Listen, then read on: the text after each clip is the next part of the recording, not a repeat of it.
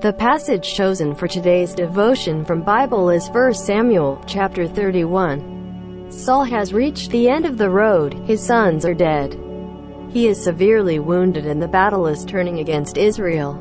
Samuel's words are being fulfilled and Saul's own death is inevitable. The king has always run from the consequences of his actions and walked further and further down the path of destruction, of others and himself. To the last, he tries to have control by commanding his armor-bearer to run him through, then by killing himself.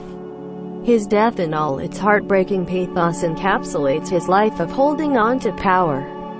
A tragic figure, he epitomizes the truth that the wages of sin is death, not only in the physical sense but in the spiritual moral devastation of what life is meant to be. Long before he died, sin and disobedience destroyed him. Even in tragedy, however, the story points to hope.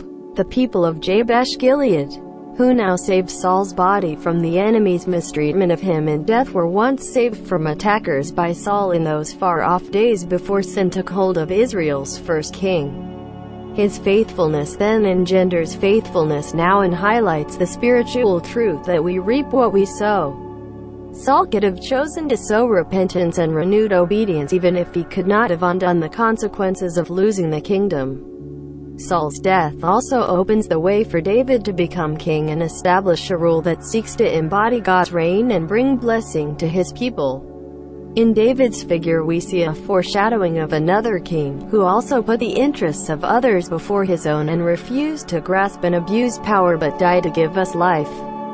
So teach us to number our days, that we may present to you a heart of wisdom. I have set before you life and death, the blessing and curse.